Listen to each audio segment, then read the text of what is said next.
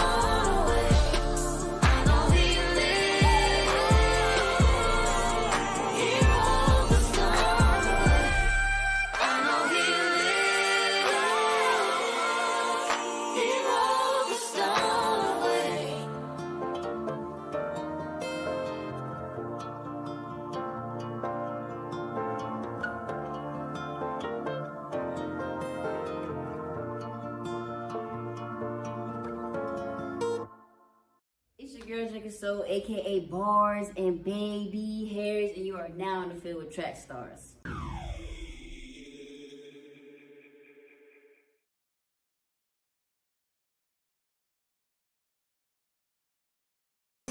Yo, it's entertainment report time. Let's get it going. All right, man. It's a lot going down in these streets. All right, man. First off, we want to shout out to Not Clyde getting married this week. Oh, shout wow. out to him and his bride, man. They tied the knot, man. There's a nice video online. You can go check it out. Him kissing. That's what you do when you get married. All right. So speaking of Not Clyde, the Holy Smoke second announcement has happened. Of course. The first announcement was Indie Tribe, Not Clyde, and Magic and Bird has been announced to perform this year's Holy Smokes Festival. Well, round 2 announcements are here. And of course, No Big Deal will be hitting the stage. Of course, she's hitting the stage. She's probably running the thing. But also hitting the stage this year is Miles Minnick. Miles Minnick is killing it, bro. I have a Miles Minnick story that one day I'm gonna say, and it's not nothing bad. It's just one of those things where I was telling Sean and Ryan after that conversation with him, I was like, hey, man, there's Christian rappers out here that we don't know that's doing their thing and they're living off this and you just don't know. Because Miles Minnick, before he really popped, I remember him coming to the studio and we talked about that. And he was like, bro, I'm booked all the way. I had to leave my job. And then I was like, I don't even know who this is. Like I know he knew, but I didn't know. I didn't hear his music. I didn't know who he was. And I'm telling y'all, this thing is feeding people. That's what I'm saying. All right. And Portia Love as well. I got stories about Portia as well, man. Her sitting in our studio. We got to go back to the studio. Okay. Anyway. All right. These are the people in the second round announcement. Holy Smoke Fest. You got to get down here, man. I believe it's in May. You got to get down here. It's one of the big festivals. CHH is bigging up Atlanta. So come through, man. Come through if you can. All right. I want to shout out to Tadashi, man. He suffered a really bad injury on the Unashamed concert in Orlando, Florida. He reached this statement. He said, my sincerest apologies for everyone at the final show. I was not able to celebrate and perform during the final set. The night ended way different for me. Instead, as I was getting ready to go on stage, the group set, he maneuvered in the dark. I had a terrifying accident as everyone else was coming on stage. I fell into the metal pole that holds up the screen, and the base of the pole that sits on the floor. I went head first into the metal piping, causing a concussion and face first into a base,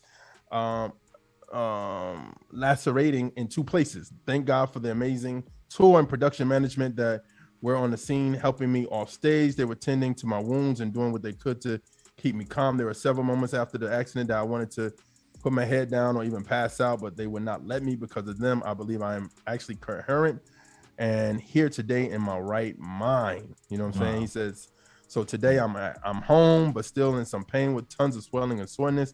My knees are still hurting, and there are times that I try to stand out and have to do it gingerly. I go through emotions and sadness, anger, grief, joy, because it could have been a lot worse. We still here as I and we all recover from tour. Please pray for my healing, mental, emotional, and spiritual health as I fight for my physical health. Thank you for taking time to read this, and God bless. Still unashamed. T-Dot. All right, man. So keep him lifted up in your prayers. I will say this, man. After I saw the pictures, man, I was like, man, this is tragic. And then I got to the last picture, and I looked at the last picture. It was a picture of him like in the hospital with his face, kind of blood on his face and stuff. And I was like, man, that would be a hot album cover. I had the same thought. It's too soon. I would be like, yeah, it is too soon. But prayers that would Tadashi, be a hot album. But keep it in cover, mind. Tadashi. Keep it in mind. I'm just letting you know that last picture you showed, I was like, this looked like, I don't know what you're gonna name it, but it no weapon maybe, but keep it in the folder. Yes. Yeah, man, that last picture was fire. I know. All right, man. 2 more stories.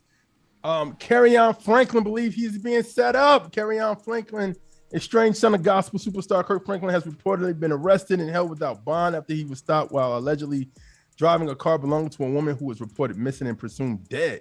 Yahoo News reports that according to the court documents, Carry-On was arrested by the Beverly Hills Police Department this week. Police was found a firearm in a car, but Carry-On maintains that the gun isn't his, and he has no connection to the woman. Carry-On was wrongfully detained, and the arrest stemmed from charges filed in Texas. He said, I'm just keeping my mind positive. I really do aim to live a righteous lifestyle. All of this is unnecessary. I just want you guys to keep me in your prayers. He also went on to say that he believes the woman in question is alive, stating he's owned the car for over a year. I don't think that's true, he said, because I met the woman who sold me the car. When he asked about his father, he bluntly said, my father is not in my life, period. So, man, keep their family in your prayers, man. When I read this story this week, I was like, oh, man. Have you heard of that, Miracle? Because her face tensed up when you started talking. No, I was just like, that's a distressing story. So I was bothered. Yeah, I mean, of course, everybody know about the call. Was that this year or that was this year, right? No, that was like 10 years ago. It feels like. Yeah, but everybody remember the call and them going back and forth, and man, it was just. I mean, at the end of the day, I remember seeing Kirk on the Tamron Hall show, and he was like, you know, that's my son. I love him. I have to be there for him, and XYZ. So I hope their relationship mend, man. You know, I know another thing too is his son is on this reality show, and they doing it's a lot on the reality show. So I don't know. You know what I'm saying? So man, but prayers up to the Franklin family, man. So that's a lot. All right, man. Last story, and maybe we can get your opinion on this, Miracle. Cam Newton is under fire. Cam Newton is being scrutinized on social media for making a sexist comment regarding women. The free agent was on $1 Million Worth of Game podcast released Monday, complaining about women who can't cook and don't know when to be quiet. Now, to put this in context, you know what I'm saying? You know how it's tensed up. You saw her back up off of that? Yeah. So to put this in context, okay, so if you watch that podcast, Gilly and Wallow was talking, and he was talking about the difference between a woman and a bad chick. And I'm using chick to not curse. Yep. Okay. So he said this. He said, now a woman for me is handling your own, but knowing how to cater to a man's needs. And he said, I think a lot of times when you get the aesthetics of the I'm a boss chick, I'm this, I'm that. He said, no, baby, but you can't cook. You don't know when to be quiet. You don't know how to allow a man to lead you. Now, the interesting thing about this, on our call Thursday, because we do a plan kind of thing, we had Machey, who's been on the show before. She was like, he's telling the truth. And I was like, I'm glad you said that because I can't say that. You know what I'm saying? I couldn't say nothing like that. Nah. So, Miracle, what do you think? That would be a no. It's not okay. I don't have any support for a man trying to tell a woman how to be a woman. So yeah, no, I'm not with it. I think we are diverse as women. We have many other purposes of living, of existing, of being outside of cooking.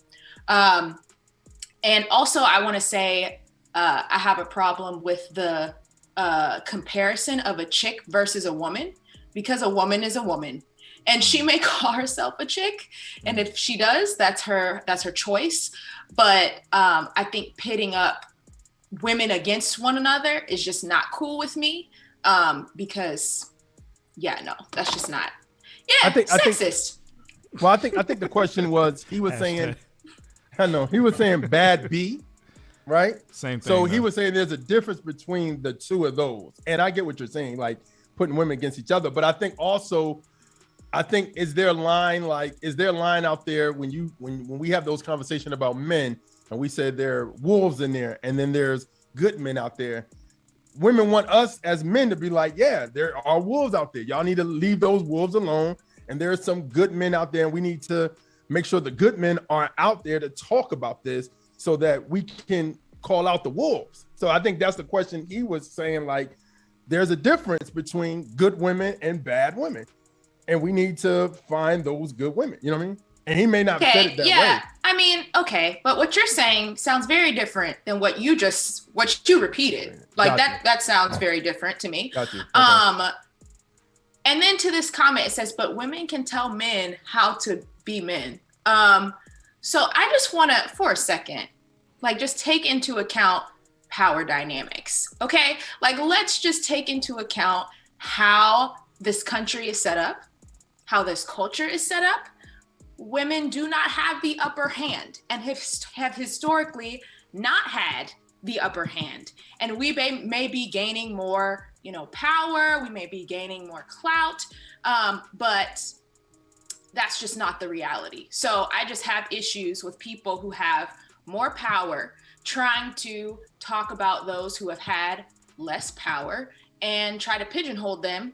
But to your point about good versus bad, I think that just gets down to your spiritual, like where you are spiritually, right? So I think it's fine to be able to assess where somebody is spiritually, without like degrading who they are as a person. That's just different to me. Got you.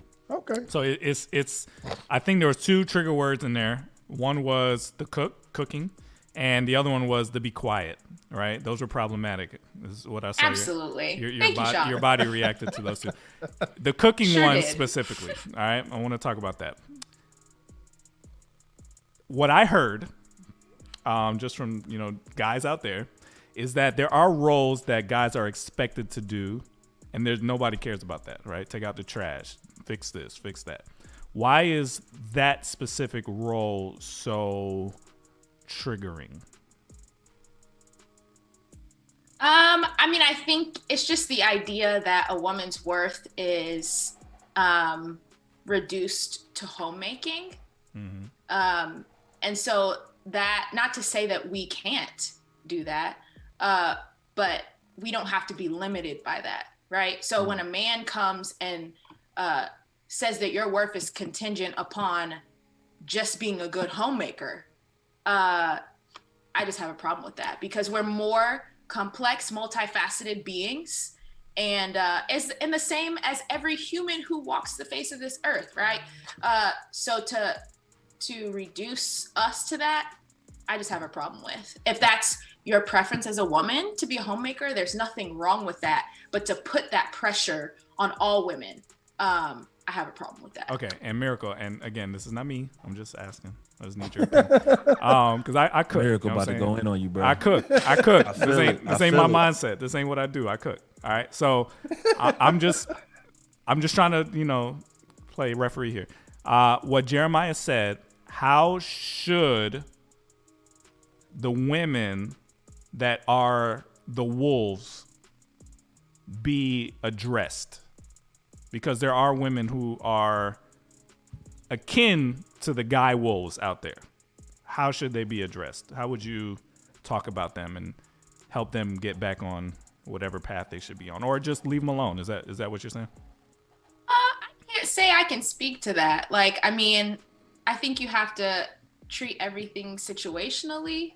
But prayer is a good place to start before speaking to somebody that you don't know. So just don't say anything. Don't say anything negative at all about women in general. The ones that are akin to the guy wolves, you just leave them alone. I'm not saying don't address toxicity, but I'm saying when you just go around saying stuff about an entire group of people, again, considering the fact that there are power dynamics at play. There are things going on in our country and our society and our culture that have been going on for hundreds of years. You don't understand the weightiness that person has to encounter. And I don't want to compare it to racism because it is not a great parallel, but you don't want someone coming to you saying all of these things when they don't understand what you've had to go through in your plight. There is a space to be yeah, I think that's unhealthy. I think this is wrong. But when you start degrading a person without understanding their journey or where they've come from, I think that's a problem. So I would rather men be more willing to listen and understand before making assumptions, because I don't see that being a common trait. It is there. I've seen men who are that way. But I think a lot of times people just go off their experience, they go off the way they were raised, and they just think they know what they're talking about. And it's not the best approach in my opinion. Do you understand that, Jeremiah? I get it. I get it. And I'm about to move on and go to our comment section. We're on your side, Miracle. You know what I'm saying? Yeah, we're just asking. saying? We just want to know. It's just funny. I've known about Wado for years, and he's never been this quiet. He's been like, he was like, yeah, "Y'all on your own, son." I've learned that there's certain topics that you can weigh in on, but not every topic requires your opinion. It's a wise decision. Wise man. That's why he's the elder statesman in this. But I'll say this. I'll say, if women in our church, and honestly, I think a lot of people in the comments, a lot of guys in the comments are telling the truth about. Maybe I'm taking Cam's statement out of context. Maybe because I'm just saying the parts of the clips where he was just talking and I think he was. You hit on it, Miracle. But I think what he was saying was there's a difference between these two type of women, and people are highlighting these women that are the bad ones versus the women that you. Yeah. I'm sorry. I got you. Okay. I got you. What Jeremiah's trying to say, to be fair to Cam at all, is he was trying to say there is a type of woman that is awesome, but there are women out there who only go based off of their looks as to why they have value. And he's basically saying there are more valuable women who look good and, you know, can do all that. I think his issue was the buzzword of cook and quiet. Yeah. He's going to have to explain those two words. But I think to be fair to him, I think he was trying to say there are great women who can do more than just look good and just try to, you know, feed off of some other famous person. I'm going to take the words. Oh, go ahead. No, I was going to say, I think the deeper conversation that just needs to be had is just gender roles. And I think sometimes we go into relationships with these preconceived notions of who needs to do what. And I really think, I mean, me and my wife have done this.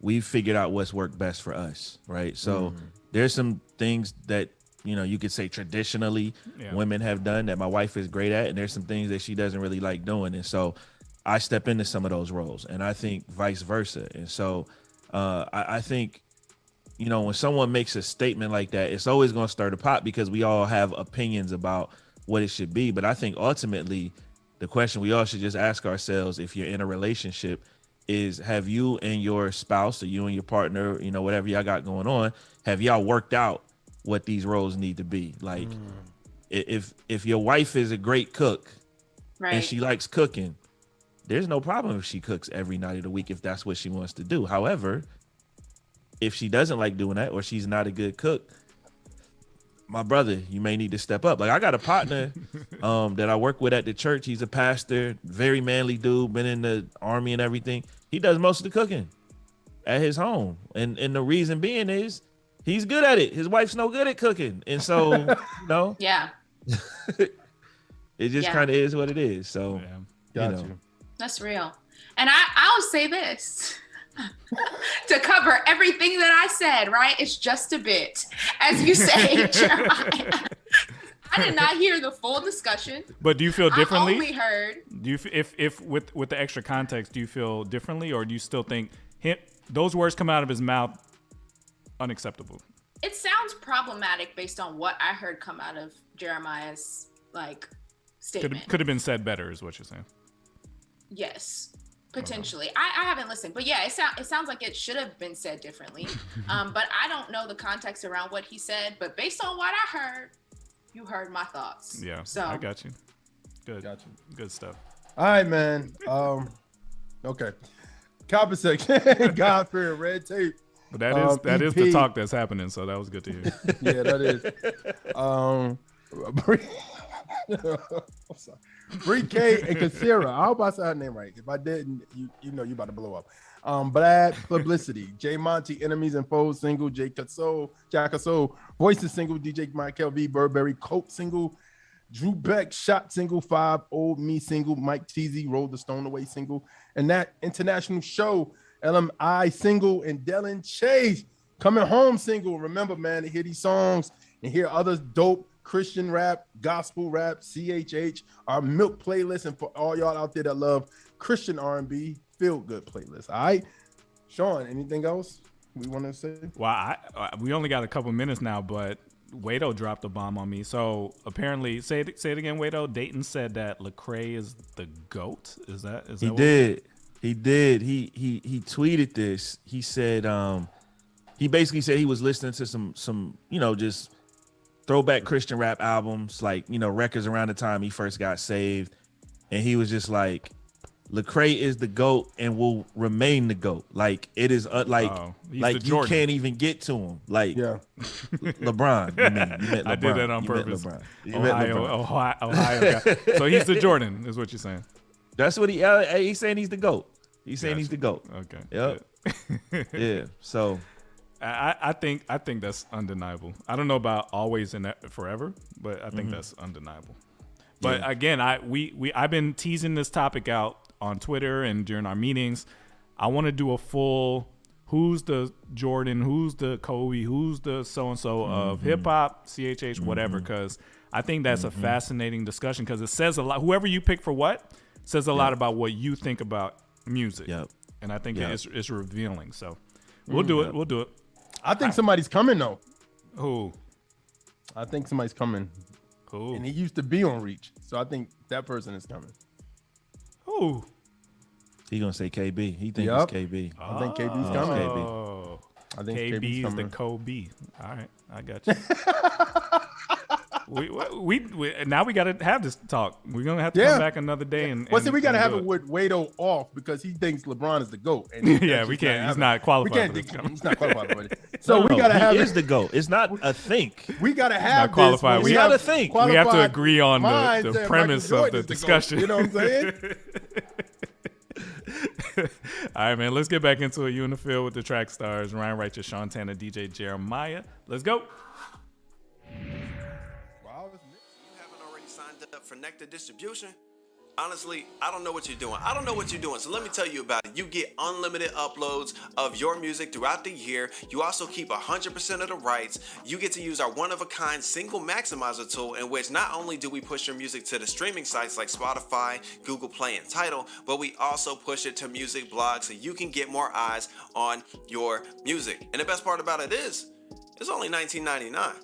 No, not a month, but a year. Again, what are you doing? I don't know what you're doing with your life. Go ahead and sign up today for Nectar distribution at nectardistro.com, and we'll see you inside.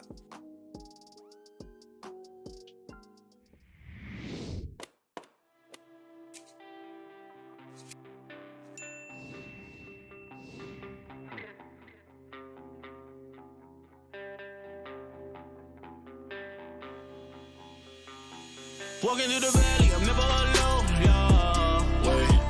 Even when I swerve, you're always in control, yeah. Wait. Never gonna leave me, never forsake me, yeah. Wait. Feel with your presence, wrapped in your safety, yeah. Wait. You paid it all on Calvary, Lord, you ordered my steps. Mine is racing, tossing, turning, Lord, please order my rest. Ladies' burdens at the altar, get it off of my chest. 'Cause I need your grace and your mercy to bring me through, yeah. Your name, your name, your name. Your name, your name, your name. Your name, your name, your name. Worship your name. Your name, your name, your name. Your name, your name, your name. Your name, your name, your name. Worship your name. Worship, worship, worship, worship, worship's what I do. It brings me close to you. Never cast the stones. Lord, forgive all my accusers. Light into my path, never lose ya. No, worship your name, you gon' hear me loud. We in a good groove, 'cause that mountain gon' move. The weight of the world won't weigh me down. If God is before you, there's no excuse. Don't need to worry about the battle, just know it's the Lord's. All hands on deck, we bout to set sail all aboard. You paid it all on Calvary, Lord, you ordered my steps. Mine is racing, tossing, turning, Lord, please order my rest. Ladies' burdens at the altar, get it off of my chest. 'Cause I need your grace and your mercy to bring me through, yeah. Your name, your name, your name. Your name, your name, your name. Your name, your name, your name.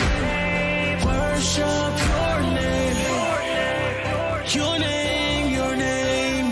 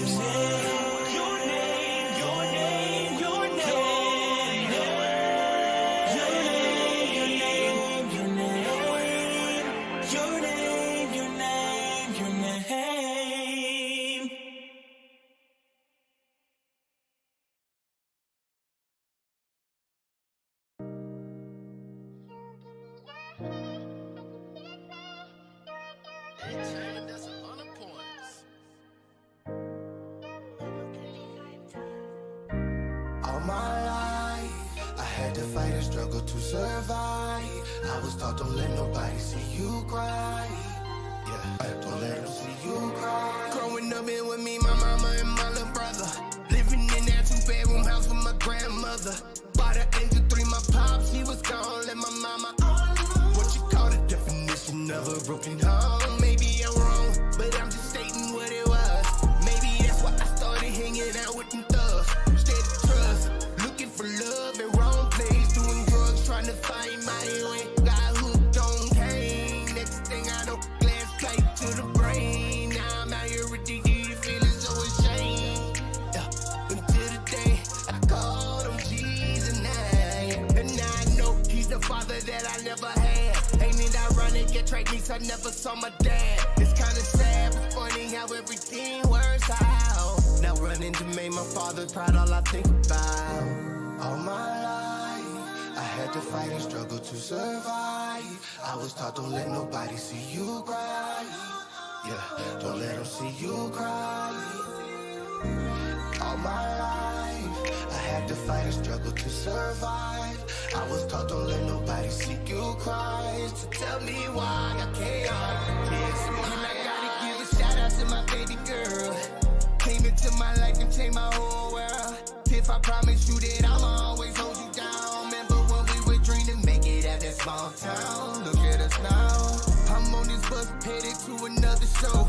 No one would've thought that this the way that it would go. All I know is you stuck with me through some hard times. And just to see you smile makes my heart shine. Through the years we shed tears and that's a fact. Lost my ain't pet and I ain't never felt pain like that. Then I turned around and we lost wrong me. Man, I really miss my home. You were supposed to get older with me. Hands on shoulders with me. On these stages, praising Jehovah with me. But I guess that wasn't it, God's plan. So now I put my pain up in these songs and leave it in God's hands. All my life, I had to fight and struggle to survive. I was taught don't let nobody see you cry. Yeah, don't let them see you cry. All my life, I had to fight and struggle to survive. I was taught don't let nobody see you cry. So tell me why I can't hide tears in my eyes.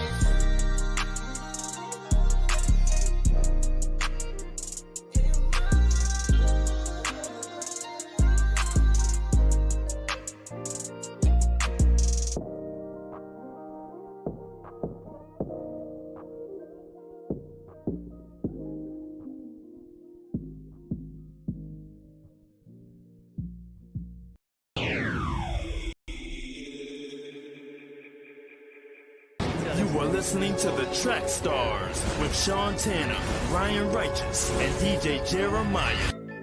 Right now you're in the field with the Trackstarz.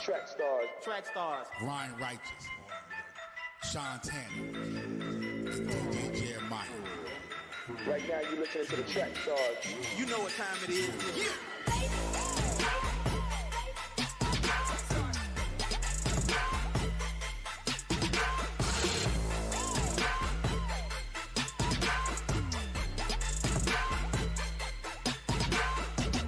Hey yo, what's good? It's your boy Name Gate, you Trackstarz music artist, and you are in the field with the family Trackstarz Radio.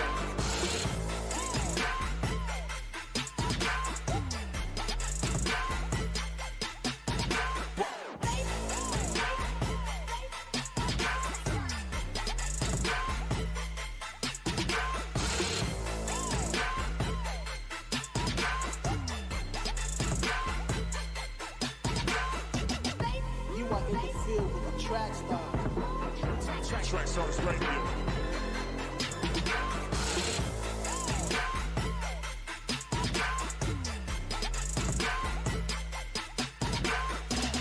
We got it in the field.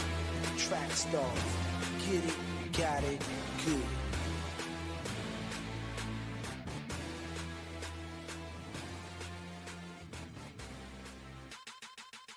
Ain't no podcast beef. We got respect for y'all. Yeah. But respect the grind, baby. Respect the grind. I gotta get the flex bombs today. Respect the grind. Yo, what up? This is Triple D, aka Dayton, representing God Over Money and the Menace Movement, and you're in the field with the Trackstarz. Yo.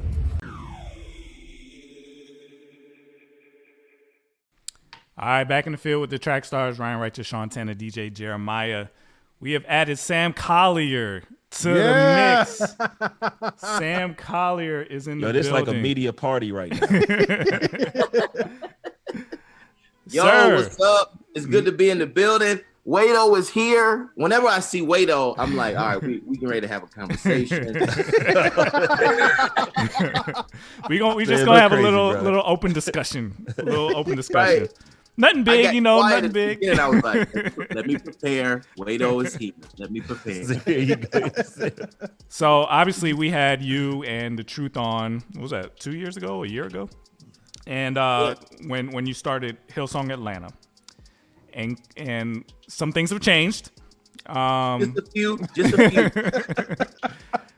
So I want to ask you, did you actually see the documentary that kind of blew this up a little bit? Yeah, I knew about it about 7 months ago. Mm-hmm. Okay. So as a leadership team, we were privy to kind of the behind the scenes, and there's that documentary. I don't want to put too much press on the others, but it's about 3 or 4 of them. Yeah. And there's another one coming, and so they told us about it back in July, which was about a month after we had launched. Mm-hmm.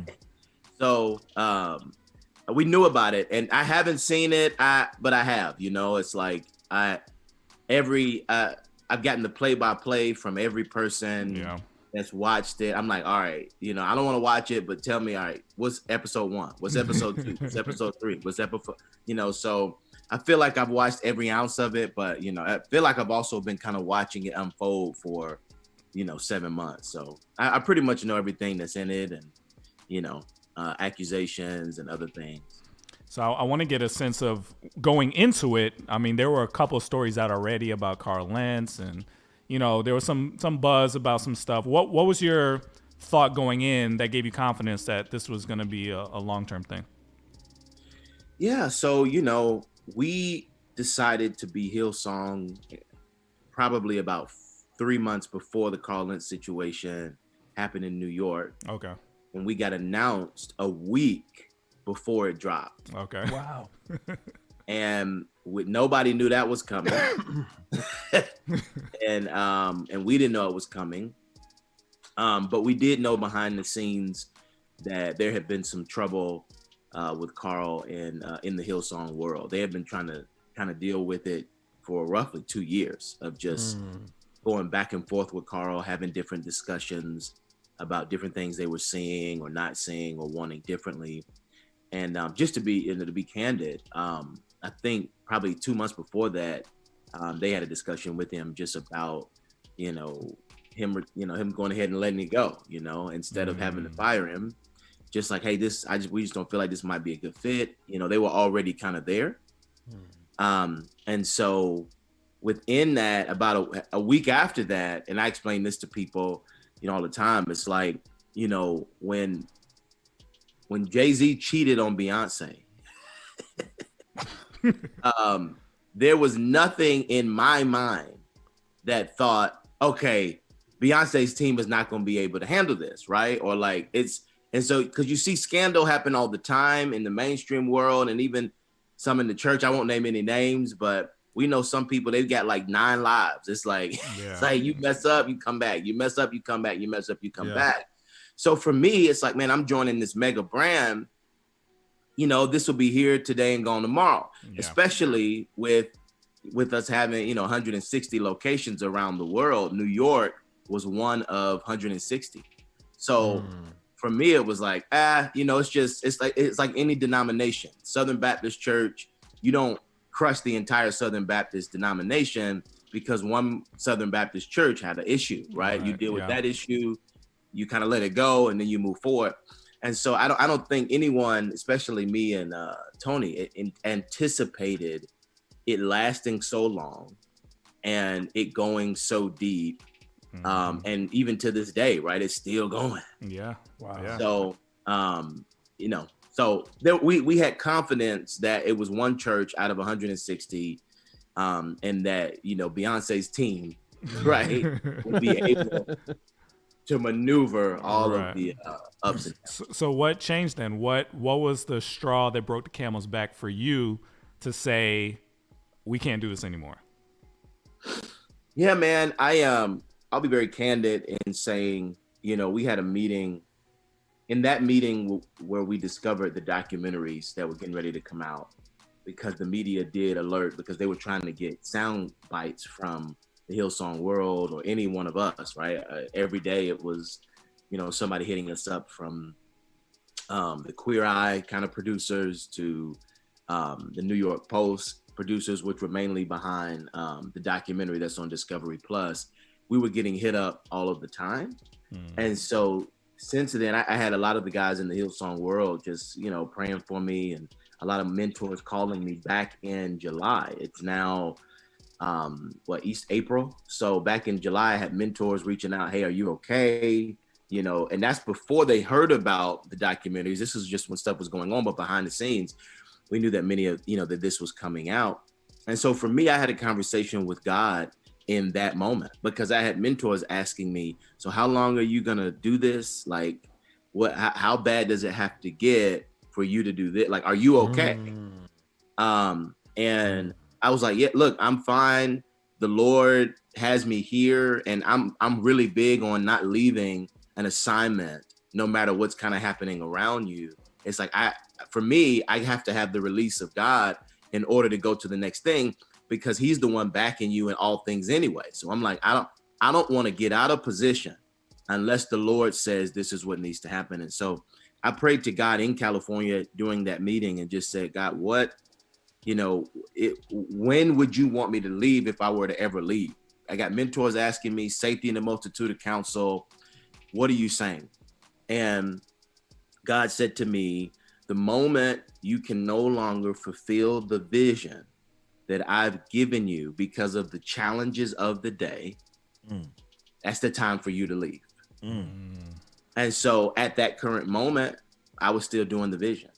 It was July, August, we were growing. September, we were growing. October, we were growing. November, we were growing. Many of y'all, you saw the events we were doing, Rapzilla. We were rolling things out. Truth was preaching. Christmas came around. It was packed to the wall, right? Center stage. And then January, we were growing. Around February, the documentaries had just kind of dropped, or the trailers. Say it one more time. I said the trailers. The trailers started dropping. The trailers started dropping, and the media started kind of riling back up, because for a moment we kind of had a moment to breathe. But then during that time, that happened, and then obviously Pastor Brian took a year off during that time. He kind of stepped back, and they put Phil Dooley in the role, because Pastor Brian had just been charged with concealing child abuse, allegations from his father. So that started coming up, and then they waited 10 years to finally charge him, which was kind of wild in itself. It's like, y'all knew about this 10 years ago, but you sat on it, which really the media articles is what made that kind of go to the next level. Because they were supposed to charge him 10 years ago by way of the Royal Commission, and they didn't do it. And so they waited until this moment. So boom, it hits right in kind of this November, December. So then January happens. He takes a step back. So I got to talk to the church about it. And that's when the church really started to get concerned, at least our Atlanta room. And then obviously kind of the straw that broke the camel's back for us was the last thing that came out about that was actually true, that we didn't know about. What actually happened is the elders within the Hillsong world in Australia went rogue, because I guess they had felt like they had enough. Not all of them, but maybe half of the elders. Like, we want Phil Dooley in. So it was really a coup, to be honest. I didn't know about none of this. And information that was private now becomes public about Pastor Brian being under the influence of alcohol and some different things taking place. 2 particular incidents with young ladies, not massively egregious, but egregious enough to where, the board was trying to deal with it. So then we had to get back up and talk to the church. And the last Sunday we had, the Sunday before the last, when we were announcing to the church kind of the situation that happened with Pastor Brian and everything, that I just had people leaving left and right, donors leaving left and right, saying we've had enough. We love you, we love Tony, but it's just too much for us. We don't necessarily come to church for to have to talk about scandal all the time, but we love you, and we even love the Hillsong world. But it's just way too much, and it was happening in droves. I would run into people in the supermarket from church. Hey, we love you, we're out. Right? It was just like, so that was the straw that broke the camel's back, because for me, it was in that moment that the Lord reminded me, the moment you can no longer fulfill the vision, you got to step into another seat. Yeah. Sam, can I ask you this, man? What was that conversation like with the Hillsong leadership? Yeah. Once you got that revelation and say, you know what, it's time to go. It's time for us to transition and to start this. What was that conversation like? Yeah, man, it was actually a easy conversation. And the reason it was easy was because, we got announced a week before Carl Lentz, and then we launched the church 6 months after that. Yeah. So at one time, and this is when you look at the documentary, one of the reasons that I know pretty much everything that's in the documentary without watching it is because it is a culmination of the New York Post putting out articles probably for 5 months nonstop. Right. Wow. So the producer of the documentary, her name's Hannah Frischberg, she works for the New York Post, and essentially she just took every article that she wrote about Hillsong over the last 6 months, and she was really kind of the main one reporting on it, and then all Vanity Fair and everyone else would pick it up. She just took all those articles and made a documentary out of it. Okay. And so she already had testimonials and other people that she had kind of been researching. And so, man, for me, it was an easy conversation because for, let's just say, a year and a half, Hillsong had been apologizing to me internally for a year and a half. Wow, just like, hey, you don't deserve this. Like, you didn't sign up for this. Had we known this was going to happen, we wouldn't have invited you in. We would have just let you do Story Church from the beginning. We're sorry. And every time something else came out, we're sorry. And then everything, we're sorry. So by the time I had the conversation, there were a few that were like, man, don't leave, right? Don't leave. We love you. Like, please, what can we do? But for the most part, everybody was just like, hey, we get it. Like, so they basically from the beginning, they saw what you were about to do and was just like, hey, let's partner. We can add to. Yeah. And then all this stuff starts coming out and you're like, yo, I need to just go on and do what I was going to do in the first place. Right. Yeah. Right. I mean, listen, I'll be super honest and transparent. Like, I did not want to leave. Like, it was, I did not get into it to leave it. Sure. For me, like, the Hillsong world, they're great guys. Like, if you get to know them, great guys, great girls. I mean, there's a reason that there was 38 years of worldwide global ministry at a high level. It's a reason there are 160 campuses. And even today, in certain parts of the world where the media isn't kind of massive, at least American media, they're packing out arenas. They're Sweden. I just looked at Hillsong Sweden today. I mean, killing it. United was with Chris Tomlin in Nashville last night, packed to the wall.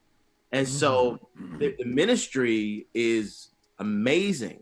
I didn't want to leave it, but it was just becoming impossible to build a church in that climate, especially in the South. And one of the greatest examples of it is, the New York church has just gone through it since everything with Carl. And as you know, now Kansas City has stepped out. Hillsong Phoenix has also stepped out, and then obviously myself, because especially in America, California is feeling it a little bit as well. But for me, just as a new church, bro, like, it was just impossible. Sam, I didn't even tell you this. I almost joined the New York church. Oh, really? Before we moved, I'm serious. Before we moved to North Carolina, almost did. And I remember when that thing came out, I was just like, man, Lord, I'm glad you closed that door.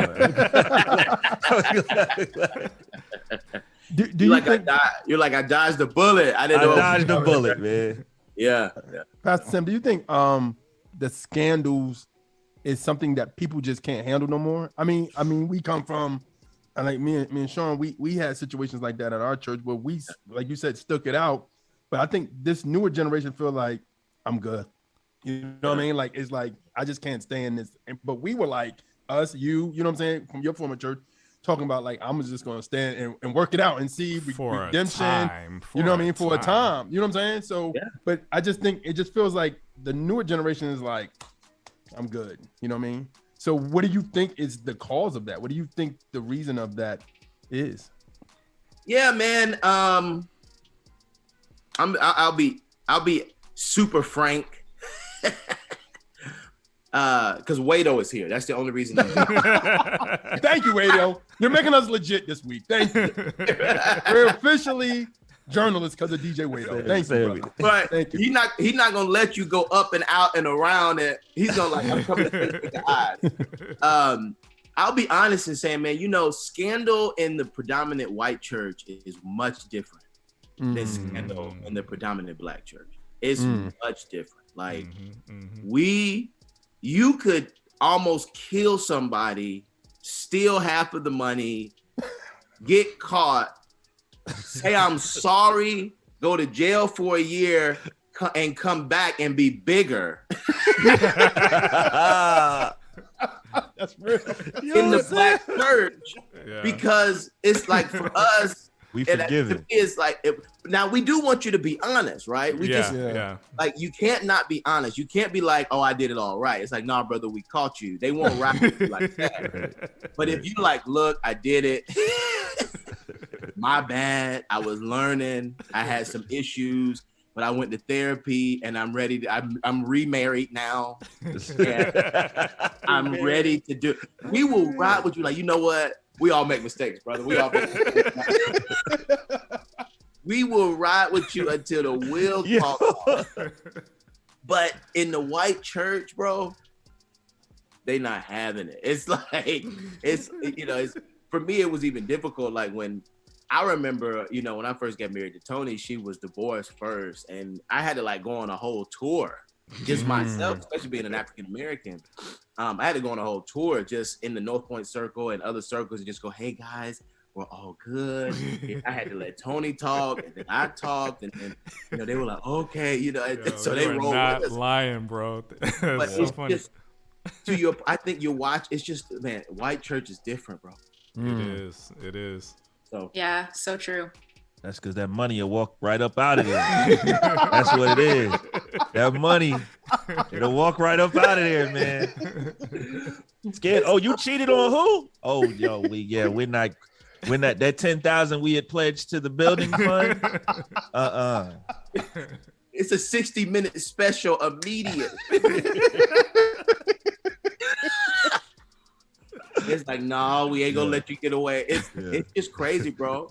But you know, I think some, you know, a lot of it has to deal with, you know, slavery and, you know, the civil rights movement. It's like we just when we find strong leaders. I mean, we know they're imperfect, but it's like, look, we only got a few. Yeah. And black church is built more on family than the white churches I've been a part of. The positions are hired positions versus black churches. You got to prove yourself through being here and you work your way up.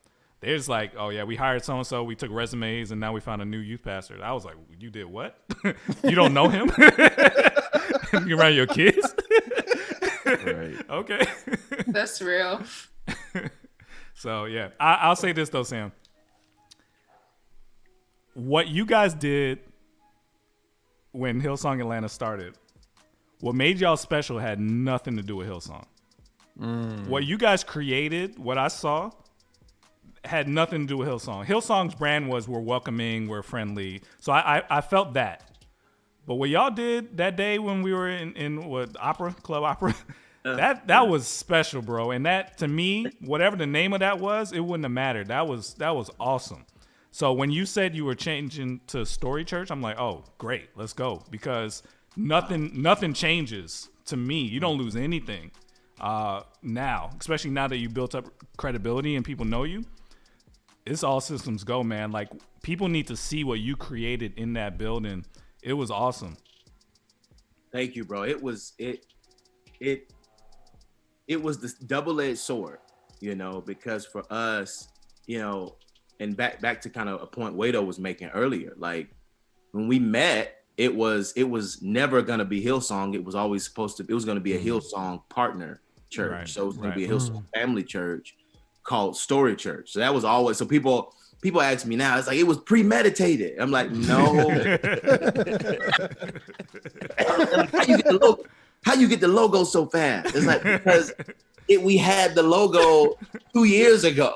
Like, I just opened the Dropbox up and just pulled it out. I was like, all right, here we go. You know, my designer saved the files, and we had already done the legwork because we were prepared for that meeting with Pastor Brian and Bobby to just be a family church, associated, but still owned it ourselves. And so when they asked us after they heard the vision, hey, this is a dope vision. Why don't you do this in our world? We need to be innovative. We need to go to another level. To be honest, it was also in the middle of Black Lives Matter. Yeah. They were just like, we got to make a shift. Like, our church, I don't want to say it was a reaction to it, but it really kind of was. It was a reaction to the fact that whites and blacks we couldn't get along, and nobody was really talking about it, specifically in the South, in a multicultural environment. Yep. And so for me, that was the vision the whole time. And so they invited us in, but this was what we felt like the Lord had called us to do from the beginning. And I always say this, and I'm not gonna get super spiritual, even though I have the pastor title. Hillsong Atlanta existed for 9 months. Yeah. 9 months exactly. So to me, and we talk about this on a prophetic level, God was making us in the womb of Hillsong. Yeah. And refining us and feeding us and teaching us and giving us a place to make mistakes so that ultimately we would be birthed into what we were supposed to be. Yeah. Because for me, I always would ask God, why would, like, you could have just taken us this way. Why did you take us this way? And I feel like for us, the Lord wanted us to be a part of something to learn. Because listen, it's been amazing, but we made some mistakes. Like every church, it's like every church planner, you just learn stuff. You're like, okay, cool. Don't put the signs there. Okay, cool. Right. If you open at a club, you got to learn how to get the weed smell out. Gotta air that joint out a little bit. Look, this was the first time I learned about weed spray. I didn't know they had, like at the gas station, you could get the weed spray. Somebody, like, in one morning, it was like, we were an hour before. I said, we cannot get the weed smell out. What are we going to do? Somebody just broke and was like, all right, listen. I used to smoke. I used to smoke last week. They're like, here's how we get the weed smell out. Go to the gas station, ask for this spray.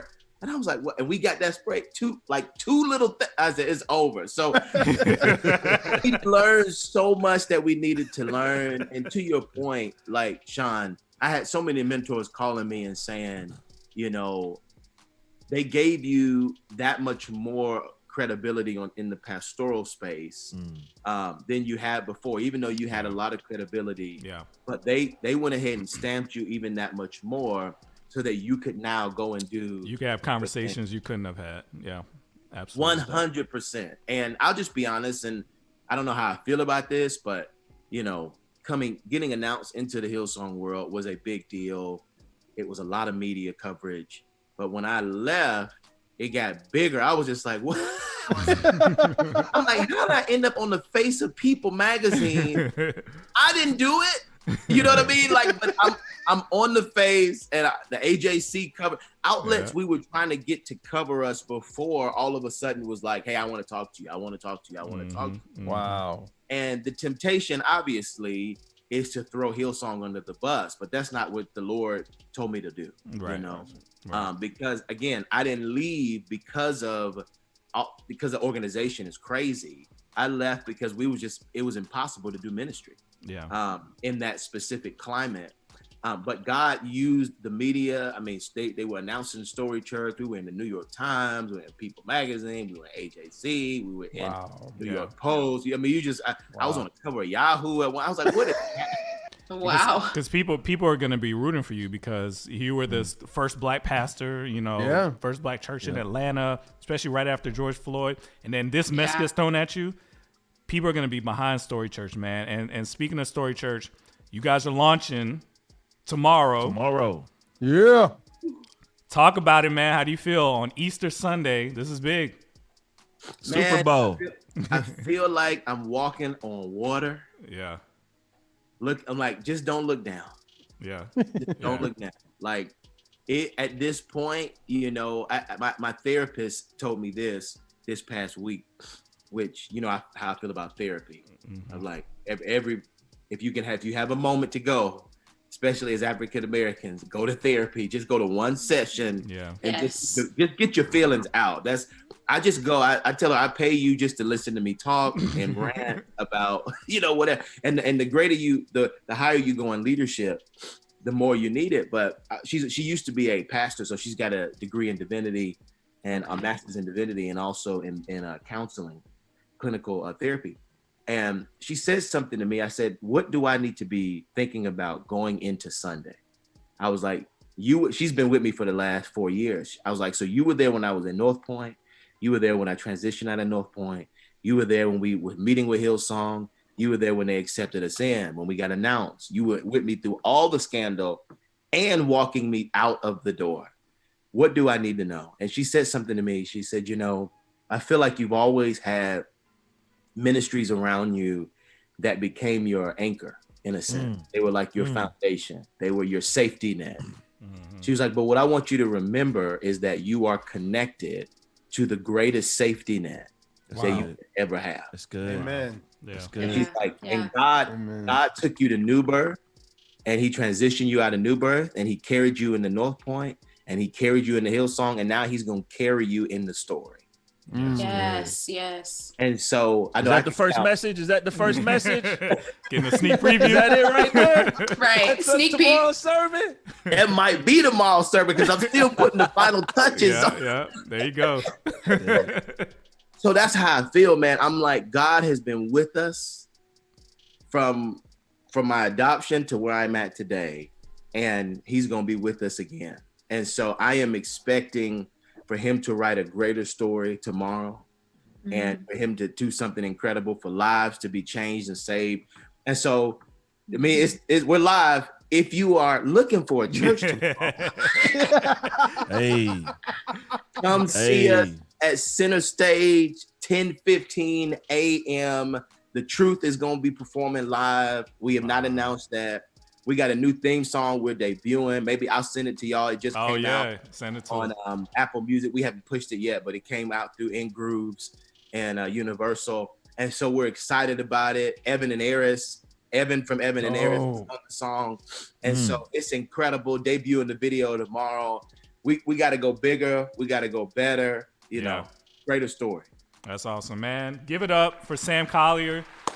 Man, blessings for tomorrow, bro. This is going to be awesome. Can't wait to have you back so you could kind of download on what's been going on, in the time since this interview, man. We appreciate what you do. I've known you before, Pastor. Now you are transitioning into this role so well, bro. I'm so proud of you. Yeah. Man. And I pray that same media that was calling y'all all the time for the gossip and the dirt be there tomorrow and broadcast about that tomorrow. Absolutely. Speak that, man. Speak it. Speak it. Come back when it's positive. And look, I want to give a shout out to Andy Stanley. He's been talking to me every day since all this happened, seeing what they can do to help us in any way. As we kind of stand on our own, but he's a friend, so you'll be hearing more about our relationship later. Man. We will not be a North Point church, but we are friends. Not making that mistake again. we're not gonna be cool. But we are friends. We love each other, and and he's behind us, and we're excited. I want to shout out Wado as well, the legendary, and then Trackstarz. Love y'all. Thank you, man. Damn, you the man, bro. Let's get back into it. You in the field with the Trackstarz, Ryan Righteous, Sean Tanner, DJ Jeremiah. Let's go.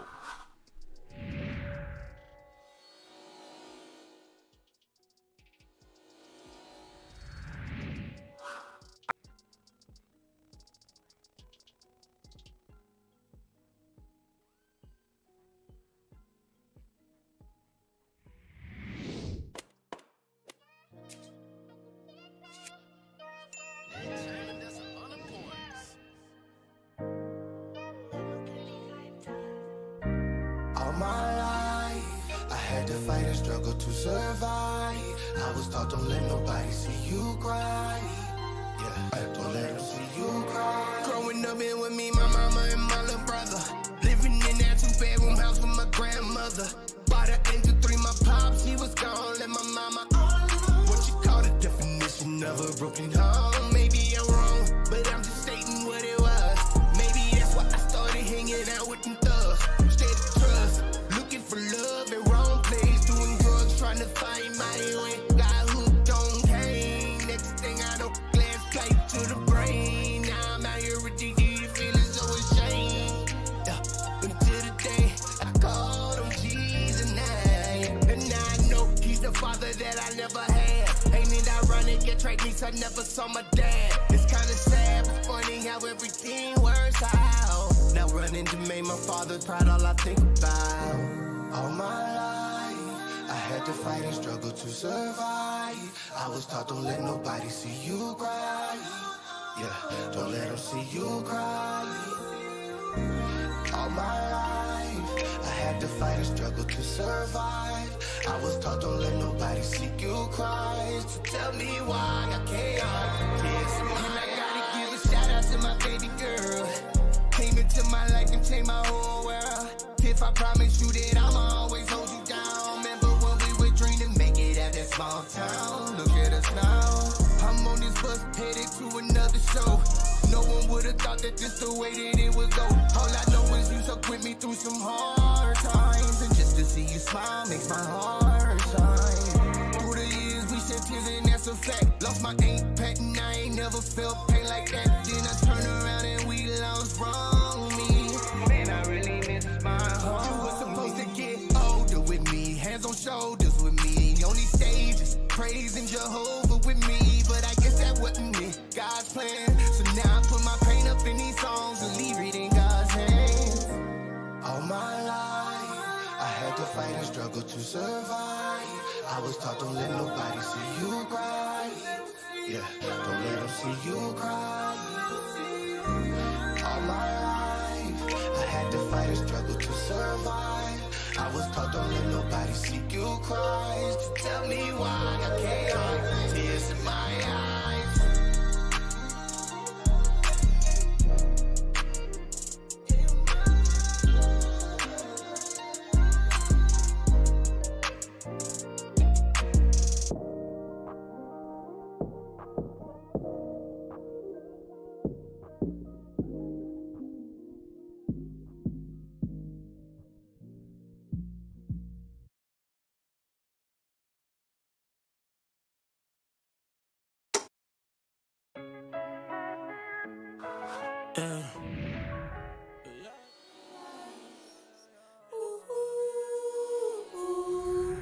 Stay on track with us.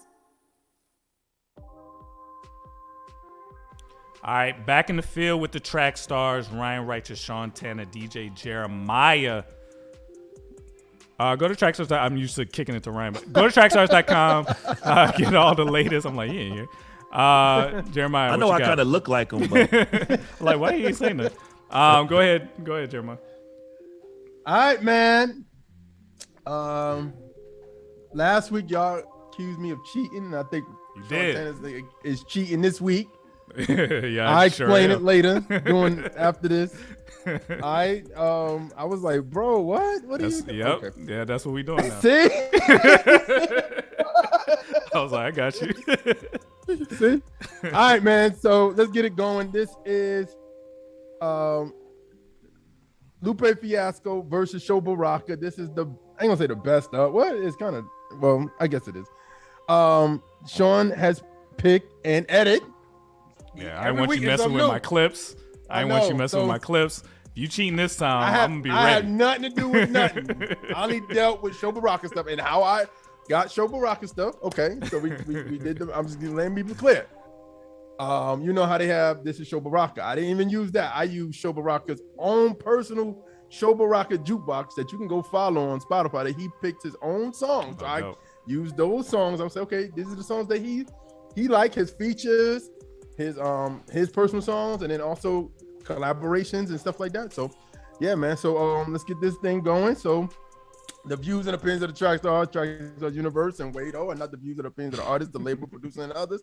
If you feel offended by this, please press stop now. If you're a person only listening to Christian artists, this ain't your cup of tea. We got some noteworthies, topics, interviews. You saw the dope interview we just did. We got some more of those. You can go check out. We're not copying any other battle format. We've been doing this since the 2000s. Show Baraka is not the Christian version of anybody. It's just a bit. All right, so here we go. Sean, how you want to start this off, sir? All right, here we go. Lupe Fiasco. Yo, Sean hype. Yeah. Hey, because I'm tired of doing all these young little disses, and I'm tired of them. So he was like, "Yo, who you want to do?" I was like, "Let's do people that are like good." You know what I mean? Like I know they ain't got like stuff out recent. You know, that's the hard part is a lot of people haven't put out stuff recent, but we got to do a proper Lupe, man. He's too good to be ignored. Let's start with Daydreaming. Crackheads beg and about the lower leg. There's crooked police that's stationed at the knees, and they do drive-bys like up and down the thighs. And there's a car chase going on at the waist. Keep a vest on my chest. I'm sitting in my room as I'm looking out the face. Something to write about. I still got some damage from fighting the White House. Just a daydream. I fell asleep beneath the flowers. For a couple of hours. On a beautiful day. What you got? All right, man. That was Daydream. All right. So, I was like, okay, Sean, I see what you're doing, sir. So I said, you know what? Show Baraka was in a group called High Society after hearing that track. And I was like, let me play this Winner Circle real quick. Let's go. We got that living water, homie. We got nice flows. We multiracial with more changes than Mike Snows. Y'all just some skeletons who be wearing nice clothes. Hockey players who chase ice with no goals. Lost souls, got the dollars and still coming. A bunch of nonsense rappers with big budgets. We on our Kobe grind 24 every day. Y'all need to be like Michael Jordan and fade away. We didn't sell it. Walking in that blind faith, unstoppable, homie. But this could be your training day. What did Queen say? We are the champions. Come on, son. Come on, son. Winner Circle. Come on, Show son. Baraka. Wado, what you got? I'm on Show Baraka on that one. The Lupe was tough, but I'm just telling you what it is. I'm on especially if we just judging it as just a song and the vibe and the way it made me feel. I'm going with Show. Miracle. I'm going with Show. I really appreciated the vocals. I think the vocals made the track for me for Lupe. But I loved the beat, the like production in the back for Show. So I guess I'll go with Show.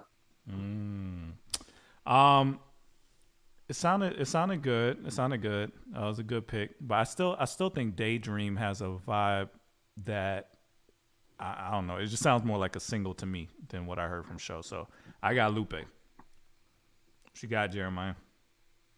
And this is why I think Sean cheated, because Sean knows the strength in a song is the hook, and he did that to me this time. Knowing we've been doing line for line for years when we do verses for rappers. But hey, that's just his song. Okay, so but I do like Winner Circle though. The beat is hot. The beat is fire. Daydream is dope too. So this is a hard one for me. Doing a matchup, so I was like, ooh, this is gonna be hard. I am going to say I'll give it to Winner Circle by an edge.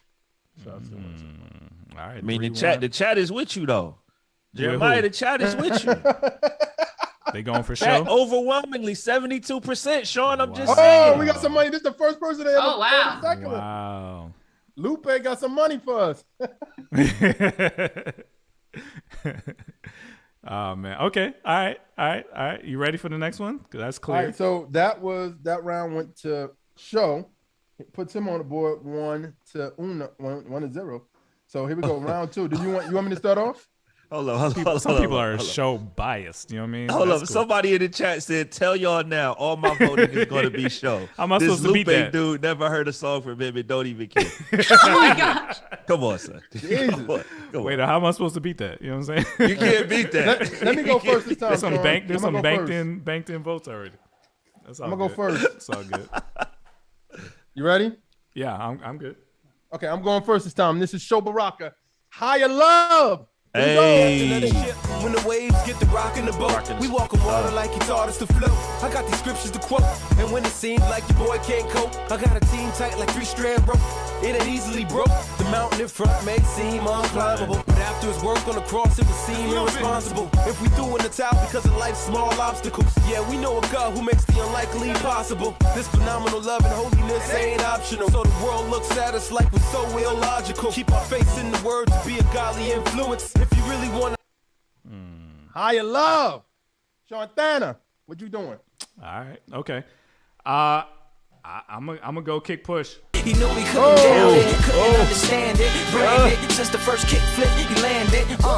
Labeled a misfit, a bandit. Cocoon, cocoon, cocoon. His neighbors couldn't stand it, so he was banished to the park. Started in the morning, one stopped after dark. Yeah, when they said it's getting late in here. So I'm sorry, young man, there's no skating here. So we kick, push, kick, push, kick, push, kick, push, coast. And the way he rolled, just a rebel to the world with no place to go. What you got? All right, I'm gonna tell y'all something. This is painful for me to do this. Painful for me to do this. Painful. The first time I met Show Baraka, he brought me down to interview him at the release party for the project that Higher Love was on. So that song brings back a whole lot of nostalgia and all of that, but I gotta go with Kick Push. Thank you. Thank you. It's just, I mean, listen, man, it is a better song, and Show is my man. That's my dude. Like, I love me some Show, but Kick Push that's a superior song. Prophet Josiah says, so we doing hooks now? Exactly. We doing the best part of the song. It's always been. When we first did this, I wasn't like, oh, let me play Truce verse. I was just like, oh, I'm playing the joint. Yeah, you was. We playing joints. That's what we do. Miracle, what you got? Dang, Lupe Love Show, but I'm going with Kick Push. Kick Push.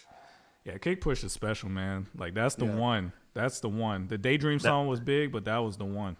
Now, can I say this, though? Mm-hmm. If you would have played Ali, and it was Ali versus Kick Push, you'd have been in trouble. I'm just saying. Okay. Okay. All right, what you got, Jeremiah? Dang. What Miracle said, Kick Push.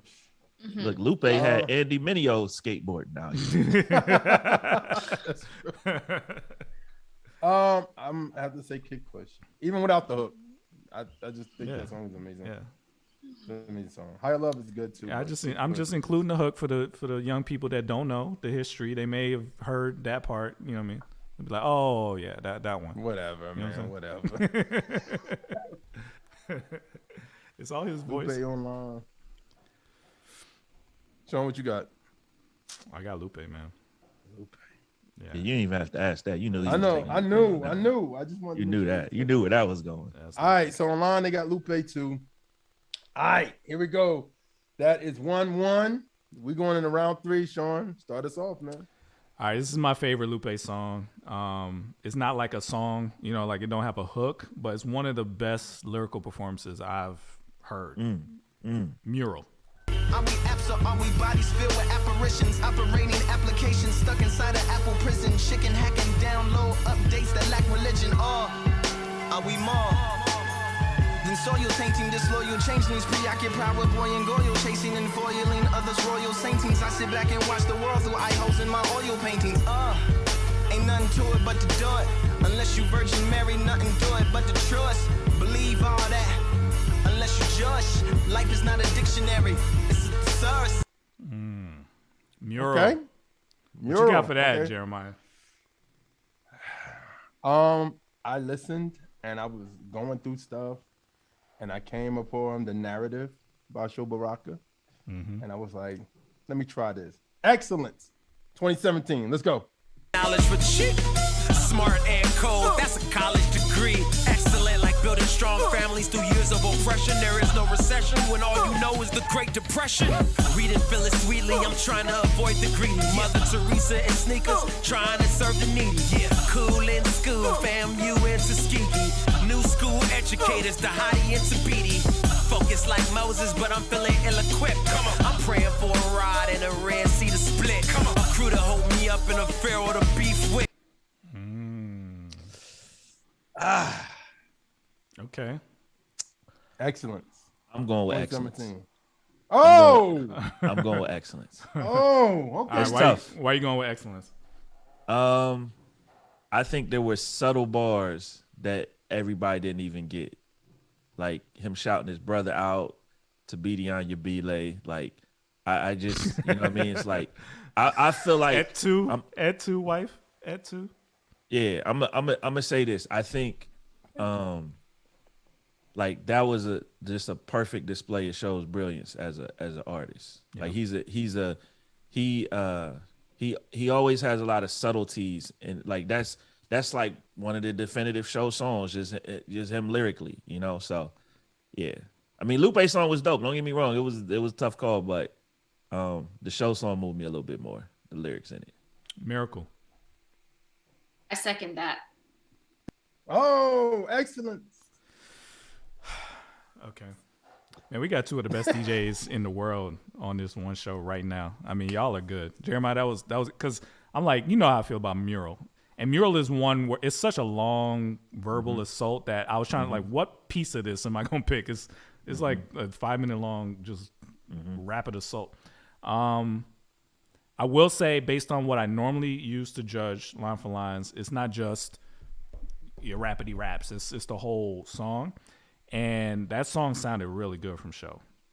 So I'm going to have to toss this one because I like and that's your favorite Lupe song. I like Mural better. I like Mural better. But if I was going to pick a song for the radio way, though, you know, that would it would tuck I don't care how you explain it. This is a moment right here, bro. Wow.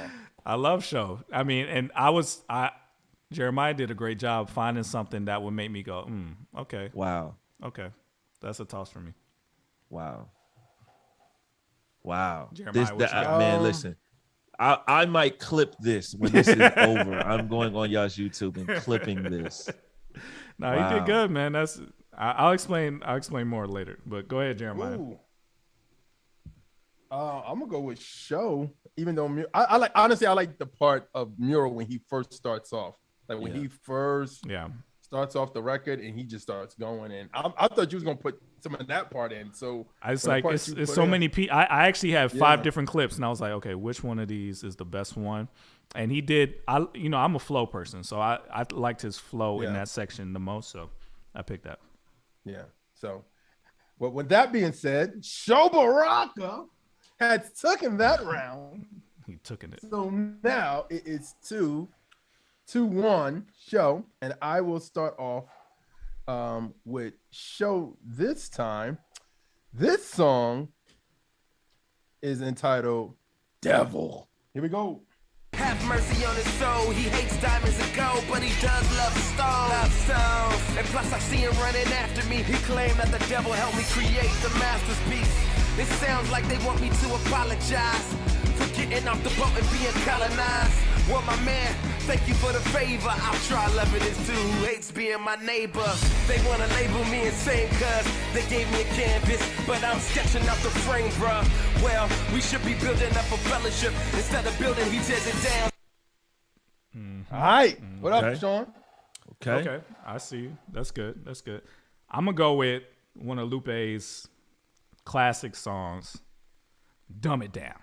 My snorkel is a tuba, looter, ruler around these seas. West side beside him, chest high and rising, almost touching the knees of stewardess and the pilot. Lucky they make you fly with personal floating devices, tricks falling out of my sleeves. David Blaine, make it rain, you make a boat, I make a plane. Then I pull the plug and I make it drain until I feel like flowing and filling it up again. West side. Good in me to sleep in. That's why you ain't popping in the street. You ain't winning no war. Featuring Gemstones, our very own. Right. What you got? I'm going with Dumb It Down on that. I think, man, just man, he had like 3 different flows. Like I'm always you always get me when you switching flows mid verse. Yeah, that to me is always a sign of a superior MC. That's like, that Biggie next influence. Level. Yeah. Miracle. You know who does that today though is Lil Baby. He does that a lot. He does. Yeah. I'll give it to him. He does. Miracle, what you got? So I loved the show song. I loved what he was saying, and like just like the subtleties, like the subtle messages. They were powerful. But the way Lupe was like rapping with the beat, it just felt like instrumentation to me, like the way it was going. So I'm gonna go with Lupe on that. Mm-hmm. Yeah, I just think Lupe basically addressing kind of his rap in the game at that point where it's like, man, everything you say is so complicated and this and that. And his verses were still complicated as a mug. But then to bring the hook to say, I know what y'all saying about me. Okay. All right. Let's dumb it down for the people who just want to hear, beats and jibber jabber on top. He's just so good at the extended metaphor. That's Lupe's gift. It's like some people are good at metaphors. They throw punchlines in verses. He can stretch a metaphor across an entire song. And you look back and you're like, oh, wow, he was talking about something totally different this whole time. He's talking about a robot or a giant or a boat or whatever. He's talking about something he's talking about Chicago. He's talking about something totally different. And he's a genius at that. So I got Lupe. Lupe Fiasco. I'll probably go with Dumb It Down. I think hearing that song for the first time, I was like, I always thought Lupe was dope in general. So it never was like, yo, you know what I mean? Even from his Kanye feature was crazy. So, but when I heard this, I was like, this is going over my head, but it's dope in the hook part, like kind of opposite what Sean was just saying. But it's dope to be like, okay, so if y'all really want me to dumb it down, I'm gonna get very intelligent on y'all. So y'all gotta go understand what I'm talking about. You know what I mean? So, but I'll give it to Lupe Fiasco. Dumb it down. Sweet 2-2. Yeah. Oh, I think snap. Lupe got it online too. Here we go. All right, Sean, go ahead, man. Is it me? Yeah. All right. So I'm gonna go, switch it up a little bit and let's go this way. I'm gonna go Sunshine. Never met her before, but I think I like her like a metaphor. It's hard to get in the car we sit. From the intro, she rolled down the window just in case I was a schizo. I compliment her on the common sense. I'm calm, a little more confident. And then we lose consciousness. She says that I've been waiting for you, and I know you've been chasing me too. Since they kidnapped me from a castle, I've been thinking of you. I told a fire-breathing dragon he bet not harm me or be sorry when he meets my one. What you got for that, bro? Okay. Sunshine. You know what I mean? I'm gonna say I'm about to play a song that a lot of people in Christian hip hop was not doing before a show put this song out. Honestly. A lot of people weren't doing. I know where this song. is A lot of going. people weren't doing these type of songs. Everybody was focusing on the text, Jesus, which we should be focused on. Come on. But nobody was talking about they woman in this record. And if they were, it was more underground. It wasn't mainstream Christian hip hop. We could be more. Let's go.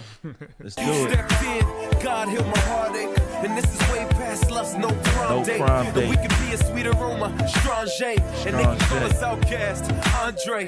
So my boys, yeah, catch me, I'm falling. You on my team even when I ain't calling.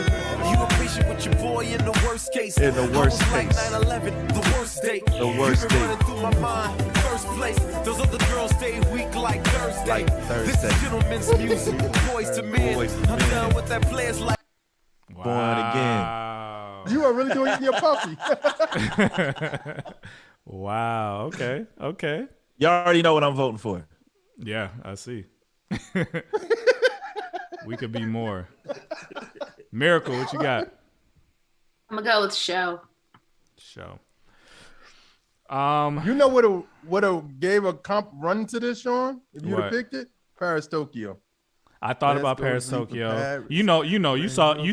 So here's the thing. Jeremiah can see when I'm working on this because we have the same Spotify account, and so he can see me when I'm playing songs and this and that. So I think he starts game planning based on what he see me going through. And this spot was one I swapped out so many times. I did what was the one that I was going back and forth with? Hurt me so. Hurt me soul. Yeah. It was a couple that I was gonna really mess you up and do the D1 remix and have the Christians all confused. But yeah, so we stuck with Sunshine, and I think I like Shows better. I'm gonna go Show. I'm gonna go Show on this one. Show. What you got, Jeremiah? I absolutely love Sunshine. I think it's one of those dopest records that you can just chill and just vibe to. But I'm gonna go with We Can Be More because that, like I said, that song, he like I said, pioneered that. is Yeah. other songs people have made, but Show, when he came out with that joint, people was like, "Oh, we could talk about our loved one. We could talk about all that." You know what I mean? So Yeah. I say We Could Be More, man. Show Baraka online. All 3-2. 3-2. 3-2. How about JR on that hook though? Yeah. Boy, Yeah. you Another win person that people don't know nothing about. We need to Courtney Orlando now. Mm-hmm. He was dope. We got to do a line for line with his stuff, man. His joints was hard. His Metamorphosis album and Life in Stereo album, fire. Yeah. Fire albums. All right, Sean. This is round 6. This is the big one. This is it. You want to go first or me? Nah, go ahead. The setup is good. Fools go. Let's go. Fashion, see my chains, Ralph Lauren and Air Hardy were my master's name. Washed by the father, stay clean. I can still be tight without the skinny jeans. I got eternal swag, that's the new fashion. I see clearly now through my sunglasses. I know some sisters who stay shining. You can ask Pearl or ask Diamond. The real treasure I'm filled with. I know it's deep. I hope that you can dig this. Yeah, baby, that ain't never gonna last. That's just fools gold. Yeah. That ain't treasure. That's trash. You must have worked on that last. You must have worked on that last sliding the hook in there. Okay, I see. What did you got, sir? So since you was playing games last week, I was like, okay, that's what we doing. Touch the Sky. I'm trying to stop lying like I'm Umbra, but I'm not lying when I'm laying on the beat. Okay. On guard, a touche, Lupe, cool as the unthaw, but I still feel possessed as a gun charge. To come as correct as a star, and a fresh pair of steps in my best foreign car. So I represent the first. Now let me in my verse right where the horns are. Like, I gotta testify. Come up in the spot looking extra fly. For the day you die, you gon' touch the sky. You gon' touch the sky, baby girl. Testify. Come up in the spot. Touch the Sky. Kanye. That was That's his debut, Kanye. man. That was his debut. No, but even though his You verse played an was Earth, Wind, and flawless. Fire song last week, so I want to hear it. Touch the Sky. Man, I ain't gonna lie. This is probably the hardest one for me. Okay. This is the hard. Both of those songs. I love both of those songs. You can I'm not gonna toss. take. I'm not gonna take the sucker way out and toss it though. The sucker way? I'm not. I'm not gonna take the sucker way out and toss it. I'm gonna go with, because we're just now. Here's the thing: if we're just talking about the songs themselves, I'm going to Touch the Sky. But if we're just talking about their performances on those songs, I'm going with Show Baraka. I feel like his performance was just more memorable for me. Okay. Miracle, what you got? Wait a minute. So what are you going with? I'm going with Show. I assumed the second one because you said it last. My vote is Show. Okay. Vote is Show. I think Touch the Sky is a better song. I think it's a superior song. You got both of these songs as a DJ sent to you on a mixtape.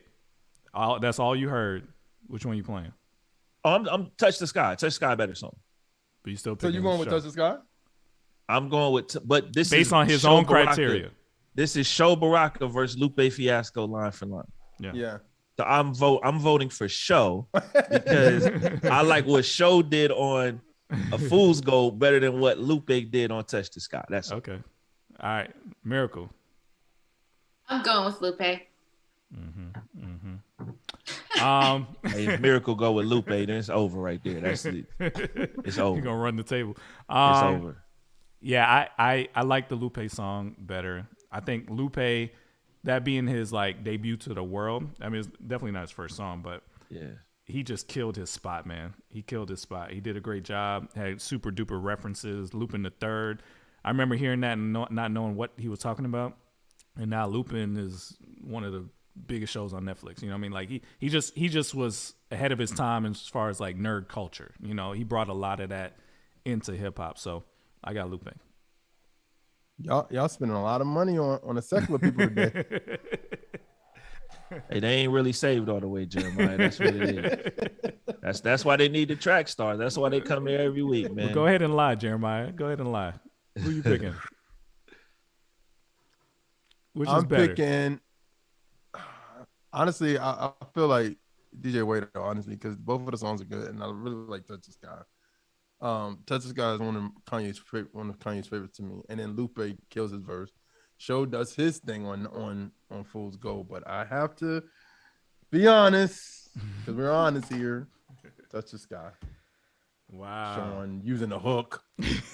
All of a sudden, we putting the hooks in there now. All of a sudden, I just did that because of what you did last week, playing another artist song in the middle of the line for line. Had nothing to do with this. All right, what y'all got? Online, we had a lot of super chats. We had like three super chats. So they added Lupe. on. So it's a toss. 6. Yeah, Lupe online. It's an overall toss. Yep, 3-3. You want to do round 7 for the people since it's the lyrical miracle thing?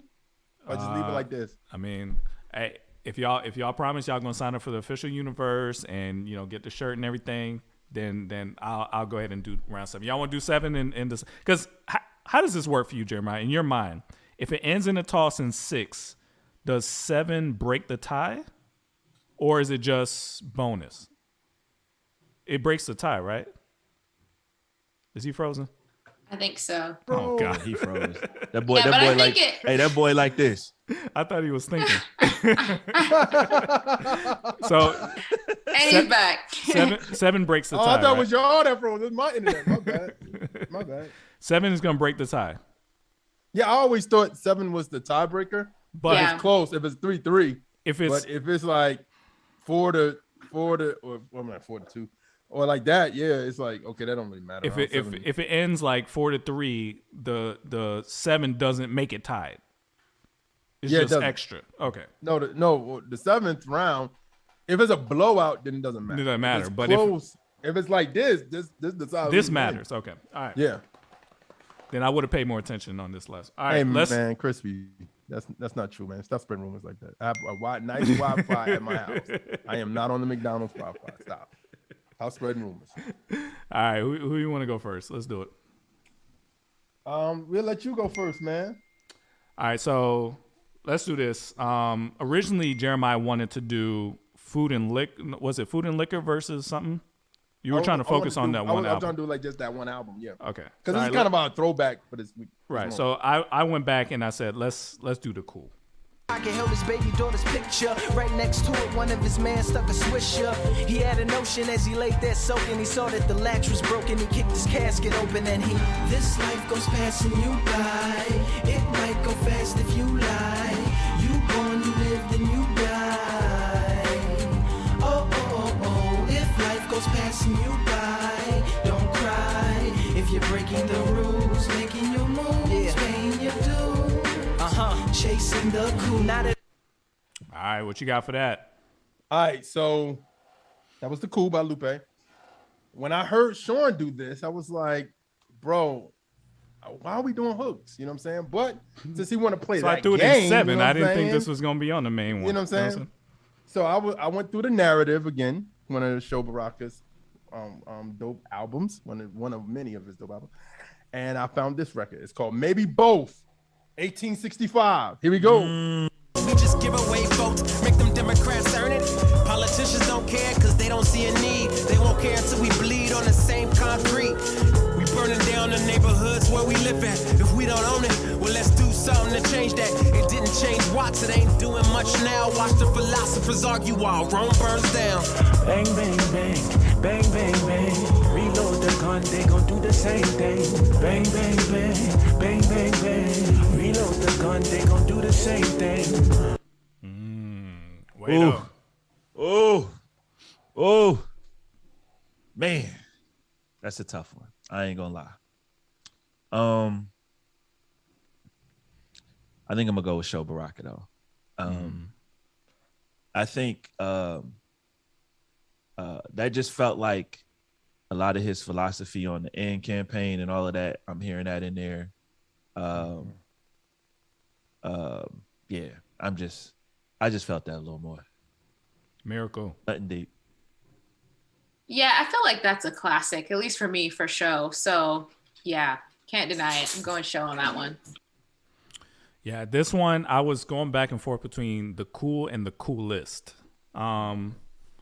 I think I like the coolest a little more. And I saw somebody say Superstar. I thought about Superstar. There's a ton of Lupe songs, but again, I thought we was gonna be in the privacy of family, and this round 7 would just be for fun. So I like the Show Baraka song better. I think it's a better song. So I got Show. And I got Show too, which means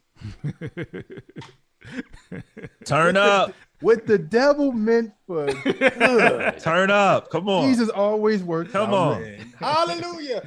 Come on. 4 We need to an 3. organ right there. Show, man, show is so awesome, man. Like when they first got to Atlanta, Show really showed love to us. He came to my apartment. Yeah. He performed at destinations.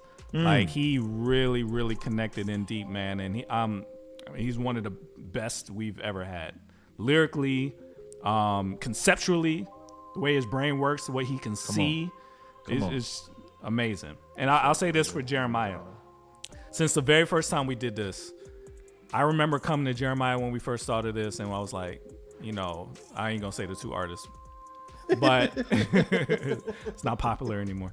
But I was like, no way that dude is better than this dude. No way. And he proves it time and time again that our artists are, if not as good, better than a lot of what's out there. And the major difference is money. It's the push. Yeah. It's the zeitgeist. Yeah. It's not being in the culture, embedded in the culture. If our artists had that same shot, these artists are, they put out same quality music and better. So that's why Line for Line exists, is to prove that. Because you wouldn't think, oh, yo, Lupe is like this big super duper artist, you know what I mean? But when you put it up next to each other, you can't. There's no big difference like it used. There used to be a difference, but there's no big difference with our best artists and their best artists. What you think, Wado? Man, I agree with you, and I don't know if I've told y'all this before. I'm still mad I didn't come up with a concept for Line for Line. This is so genius. It is. I've been mad for years. Just never told y'all. I was going to ask you, Wado, when you first heard us kind of coming up, right? What was your thoughts? Like, what were you thinking? Well, I saw the potential. I think we were all super raw. Yeah. Back then, so it was like nothing was refined. We was just figuring it out. But I think you guys, once you kind of hit your stride in terms of like this, I think has been an essential part of y'all show. Mm-hmm. You know what I mean? And I think this established, I think also y'all's, what's the right way to say this? Investment in Christian rap culture and your knowledge of mainstream culture. You know what I mean? Like there's just an authority that has come with that. And so, that was kind of my thing, was just like, I think once you guys started this, it was just like, boom, like it clicked. Like everybody has a thing for them. It's like, it clicks with your format. And so, But I would say you have legendary mixes that people still talk about, still love. So that's your niche. You are, people listen to your legendary interviews. So, you know what I mean? Yeah, man. It's some interviews that you've gotten that we like, man, we wish you'd have got that interview. You know what I mean? Like, so yeah, I remember interviews. Yeah. I remember being around family and they being like, they turn on the radio and they're like, yeah, why ain't y'all like this Wado guy? Like this guy, when are y'all gonna be on the radio? Like he's all over the place. What y'all doing? So it's like we've always been like, man, Wado's killing it, bro. Like we were just blessed to even be a part of the conversation. We were just on the outside looking in, like we want to help as much as we can. So the fact that we're even in the mix at all is a blessing, and that we can help the new ones coming out after us is a blessing. Like we never thought we would be that. Literally had 50 listeners max for first 6 years of our existence. We just did it. You know, we were like, hey, God told us to do it. We're gonna do it. And then thank God for the South. All I said, the South yeah, changed a lot, changed our lives. That changed the game, yo. Yeah, the South was. Yeah, that website changed everything, man. I mean, shout out to Z, shout out to everybody. Trey Nine. Trey Nine. Yeah, Yep. that changed. I remember that email we got, and I was like, guys, we could put this on here. This is gonna be big, big, big. And he was like, well, let's do it. I was like, okay. And all that goes to Jeremiah. All that goes to Jeremiah. Jeremiah was the one who came up with the concept for Line for Line. Jeremiah was the one that used to be on. Jeremiah. I don't say that. I can't take credit for Line for Line. Sean Blue. Yeah. Sean Blue started. Sean Blue had the original verses. A Christian DJ. Yeah, he did. Had the original verses when he did Canton Jones and R. Kelly, the original, and then he did T. Hattie and T-Pain. I remember that. I remember he had that. a DJ series called that. And when I saw that, I was like, wow, that's crazy. And then the day we was in the studio, we had 4 hours, and I was like, yo, I was like, this is better than this. You are nuts. Yeah, and that's when it birthed. Yeah. But I would say that's a collaboration effort, bro. The way we're doing it now was what we originally did. Yeah, this is how we but started. See, I think I'm gonna say this though. I always feel like this is one of those things that if you have friends who aren't believers or they just have never heard of Christian rap, this is an easy way to introduce them into the genre. That was the goal. Yeah. And again, I just want to keep bigging up Jeremiah, man. He was the one who spent time in the message boards, putting the Line for Lines in the message boards. That's how we got discovered in the first place. That's how like Jeff Adams found us. The people from when we did Group One Crew, that was a big one. That was one of our first big ones. Was Group One Crew. Group One Crew and Black Eyed Peas. People love that one. So like, hey, somebody say y'all got to get this Amy Grant versus Mariah Carey popping up. Don't sleep on Amy Grant. Don't sleep on Amy Grant. That's 90s Mariah. I grew up on that. But yeah, so again, like just being peers with you, bro. Like it's been a pleasure, man. Yeah. Nah, we about to leave. It's same thing, man. It's same thing, man. Man, listen, sometimes I think about like, you know, artists and people that were a part of this when I first started and they're not, or they walked away from the faith and, you know, whatever. And man, I'm just thankful to still be doing something for the Lord. You know what I mean? Absolutely. So, you know, that's a blessing. Yeah, absolutely. Yeah, that is, man. And it shows a test of time. Even if you need to fall back for a moment and just like, you know, like, all right, God, you know, do you let, I know I've left this in good hands. I started something that other people could be like, point to, and, you know, they can keep going. You know what I'm saying? Yep. So I've always been, when you see radio shows on here, other radio shows, I would say this, my last thing to say, we know what it feels like to be like the new guys on the block. You know what I'm saying? Yeah, and everybody like looking at you like, yo, okay, they knew. I don't know. They're not Wado. They're not Chicago. They're not, you know what I'm saying? All these other people, but we're different. But I just know what that feels like, and getting the love later. So when I see new shows pop up, and I'm online, and I see it, and I like them, and we just conversate, and I would bring them on a show. You know, that's not that Christian, the crew, Christian Tastemakers, fam. Christian, all these people is because I know what that journey feels like, being alone and starting something, and like trying to figure it out, and like, God, what am I do? You told me to start this podcast. I don't know how to, and if we could just help people get on, man, that's what it's about. And Sean, I learned that from him. Like we've been doing that for years, where we like helping the next person, because honestly, this is a family. Like, we're a family of believers, and we got to help the next person. You know what I mean? So, yeah. Hey, speaking of which, man, I just want to shout a few people out that just going to be a part of this situation on Sirius XM. Of course, my brother Trig, he's the owner of Holy Culture, has been owning it for about 10-15 years now. Yeah. But this was his vision. But DJ Severe, DJ D-Light, Rain of Day is going to have a daily show on there. My brother Baradox will be on there. I mean, it's a lot of people, bro. And the Fix, the Fix will be on mornings. 6 to 8. And so I'm just excited about this, man. I feel like this is the type of thing that I'm praying opens up more doors and more platforms like this for us to continue to promote the music as well. And so, weekend stuff, Pastor Phil Jackson will be on there. I mentioned King Movement, I Rock Jesus. I mean, that's another legend. You know what I mean? So yeah. So yeah, I'm excited. I'm excited for this. So not Monday, not Tuesday, not Wednesday, not Friday. That's dope, man. I didn't actually say the date, so I can't get in trouble. But congratulations. Yeah. Miracle. Thanks for filling in for Ryan. We appreciate you. No problem. Glad to be here. Absolutely. All right, guys. We love y'all. Tune in next week. Who knows who's going to show up? You in the field with the Trackstarz. Ryan Righteous, Sean Tanner, DJ Jeremiah. Let's go. Thank you, both of y'all. Now, I'm in the field with Trackstarz right now. I had a blessed time. Hopefully you guys are listening. If you're not, then you're losing. Until next time.